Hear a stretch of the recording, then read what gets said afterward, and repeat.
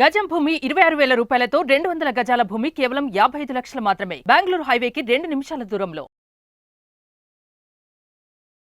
Sir Ramprasad గారు నమస్తే sir. నమస్తే అండి. రాంప్రసాద్ గారు ఒక 3 రకాల భయాల గురించి మాట్లాడుకుందాం ఇప్పుడు. భయాలు భూతాలు చెప్పండి. అంటే ఇది భూతాలకు సంబంధించిన భయం కాదు, ఇది డబ్బుతో కూడిన భయం ఇది. ఓకే చెప్పండి. సో మధ్యతరగతి వాళ్ళేమో ట్యాక్స్లకు భయపడిపోతుంటారు. ఇంత ఆదాయం వస్తుంది, ఇంత జీతం వస్తుంది, వచ్చినట్టేమో ట్యాక్స్లకు పోతుందని వాళ్ళ భయం ఉంటుంది. లోయర్ ఇన్కమ్ గ్రూప్ వాళ్ళు, అంటే పేదవాళ్ళ పరిస్థితి ఎలా ఉంటుందంటే ఇవాళ పూట గడిస్తే బాగున్నాం, రేపటి పరిస్థితి ఏందన్న భయంలో వాళ్ళు ఉంటారు.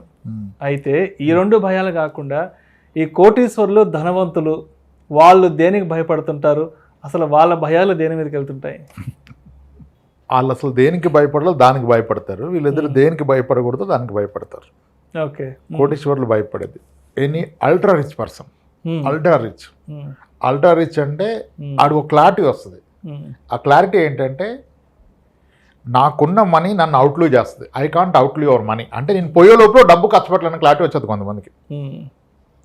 అంటే చాలామంది ఆ స్టేజ్లో ఉంటారు కానీ గుర్తించరు. అదొక పెద్ద ప్రాబ్లం. మెనీ పీపుల్ వాళ్ళకి ఈ రోజు వరకు ఉన్న కూడబెట్టిన ఆస్తులు అవే వాళ్ళని దాటి బ్రతే కానీ వీళ్ళు వాటిని దాటి బ్రతకలేరు. యాక్చువల్గా జీవితకాలం ఖర్చు పెట్టడం మొదలుపెట్టినా ఆడుకున్న ఆస్తులు ఖర్చు పెట్టలేరు అన్న విషయం గుర్తించరు. అది గుర్తించిన వ్యక్తి దేనికి భయపడతాడంటే తన యొక్క ఆరోగ్యానికి భయపడతాడు. హెల్త్ గురించి, health fear is the biggest fear for the ultra rich and rich people. ఎందుకంటే ఆరోగ్యంగా ఉంటే తప్ప చూడలేడు కదా అదంతా. అది ఎగ్జాక్ట్లీ. కానీ యాక్చువల్గా ఆ హెల్త్ గురించి భయపడాల్సింది middle class and lower class.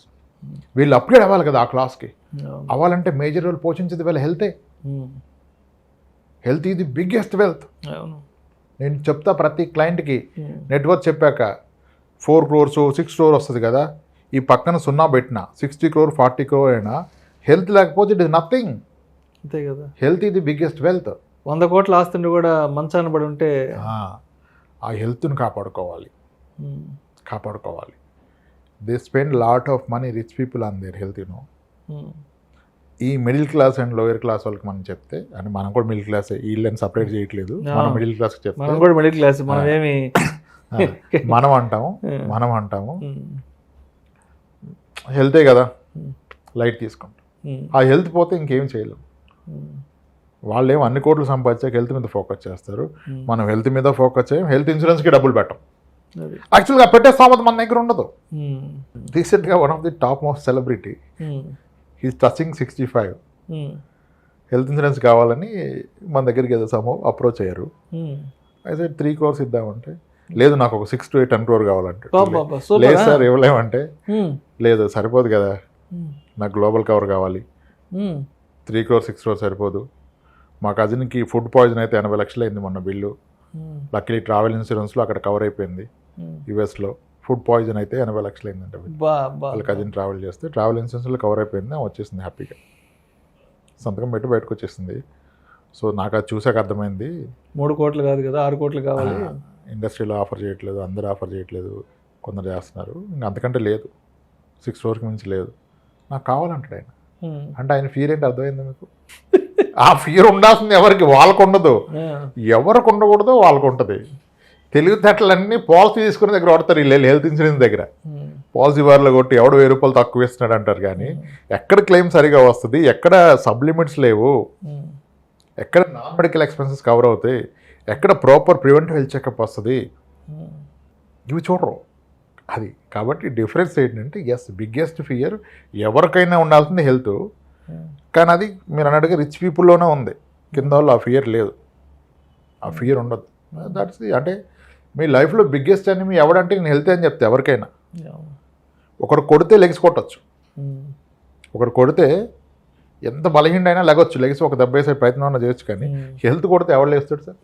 అంతే, ఎవరు లేస్తాడు? దానికి పేదవాడు, మధ్యతరగతి వాడు, కోటీశ్వరుడు, అపర కుబేరుడు అన్న తారతమ్యాలు అనారోగ్యానికి ఉండవు కదా. ఇన్సూరెన్స్ అంటే ధైర్యాన్ని కొనుక్కోవడం సార్, ఏదో కాదు, ప్రొడక్షన్ కాదు, ధైర్యాన్ని కొనుక్కోవటం.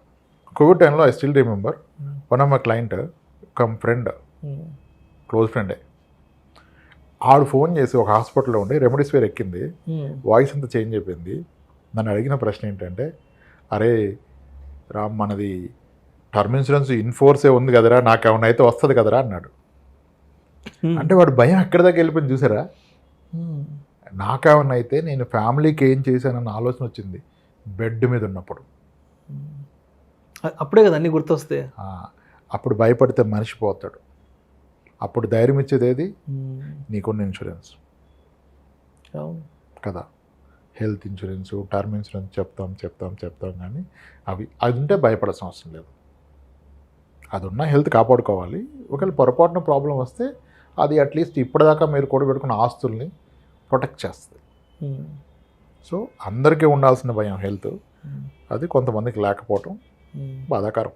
ఇన్సూరెన్స్ గురించి మనం ఎన్నిసార్లు మాట్లాడుకున్నా, ఎంత మంచిగా ఆడియన్స్ని ఎడ్యుకేట్ చేద్దాం అనుకున్నా, ఎంత మంచి నాలెడ్జ్ని కన్వే చేద్దాం అనుకున్నా కూడా, బట్ ఎందుకు ఇన్సూరెన్స్ విషయానికి వస్తే ఎవరు కూడా ముందుకు రావట్లేదు. అంటే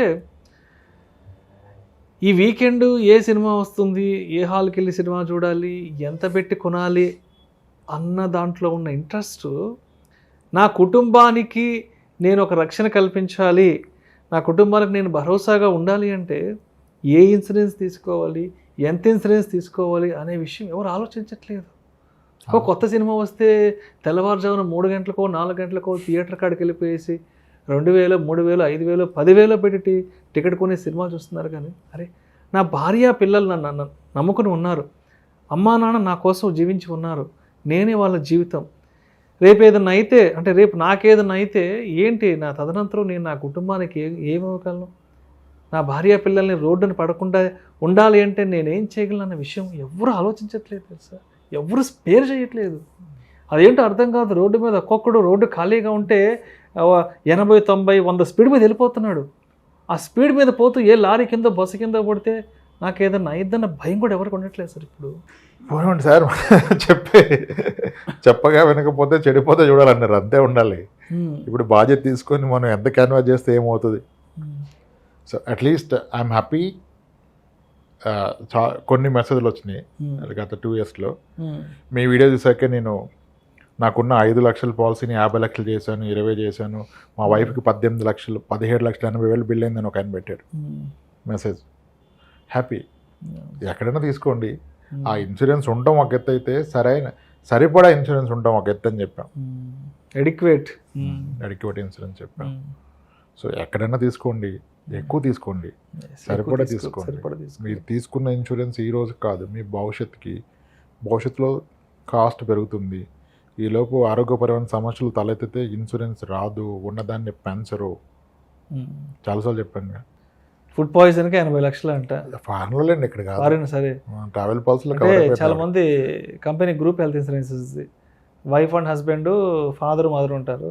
2 lakhs, 3 lakhs అంటే 2 లక్షలు 3 లక్షలు నలుగురికి గ్రూప్ ఇన్సూరెన్స్ తీసేసుకుంటే, అంటే 2 లక్షలు 3 లక్షలు అనేది హాస్పిటల్కి వెళ్ళినా 2-3 గంటలు అయిపోద్దేమో. ఐసీయూలోకి పోతే అయిపోయింది, ఒక హాఫ్ డేగా 2 లక్షలు 3 లక్షలు. సార్ 3 లక్షలు 5 లక్షల పాలసీ ఉన్నా లేకపోయినా ఒకటే. అందరూ మెల్ల చేతులకి లాగెత్తే వచ్చేది 5 లక్షలు. వాటి ప్రాబ్లం 15 అయితే ఏం చేస్తావు, 20 అయితే ఏం చేస్తావు, దానికి ఉండాలి సమాధానం. ఎంతవరకు మమా అనిపిస్తా అంటే ఎట్లా తీసుకోవాలన్నారు కాబట్టి తీసుకున్నా. ఉంది పాలసీ ఉంది, ఎంత ఉంది అది చెప్పాలి కదా సార్. తక్కువ ప్రీమియం ఉండేది కావాలి సార్, తక్కువ ప్రీమియం, తక్కువలో అయిపోవాలి. తక్కువ ప్రీమియం ఉండేది పనికిరాంది కావాలి మనకి. అదే కాదు, ఏ బెస్ట్ అనే ప్రశ్న లేదు, అంటే తక్కువలో అనేది ప్రశ్న. మనం దీని గురించి ఎంత మాట్లాడుకున్నా మనకి ఆయాసం వచ్చేస్తుంది, కానీ చూసే వాళ్ళకి ఆవేశం వస్తుంది, మాట్లాడే మనకు ఆయాసం వస్తుంది. కాబట్టి దీని గురించి ఇంకా ఎంతకంటే ఎక్కువ మాట్లాడుకోవాల్సిన అవసరం ఏమనుకుంటా. So right, thank you Ramprasad గారు. రైట్ అండి. మొత్తానికి ఈ రోజుల్లో పేద మధ్యతరగతి వారు దేనికి భయపడుతుంటారు, ధనికులు అనేవారు దేనికి భయపడుతుంటారు. ఒక అడిక్వేట్ హెల్త్ ఇన్సూరెన్స్ అనేది ఒక కుటుంబానికి ఎంతలో ఉండాలి, ఎంత తీసుకోవాలి, ఎంత ఉంటే ఆ కుటుంబానికి ఒక రక్షణ కవచంలో ఉంటుందనే దాని గురించి చాలా చక్కగా అండ్ మరొకసారి మీ స్టైల్లో మీ మార్కు చూపించే విధంగా ఆడియన్స్కి ఎడ్యుకేట్ చేశారు. Thank you so much sir. Thanks అండి.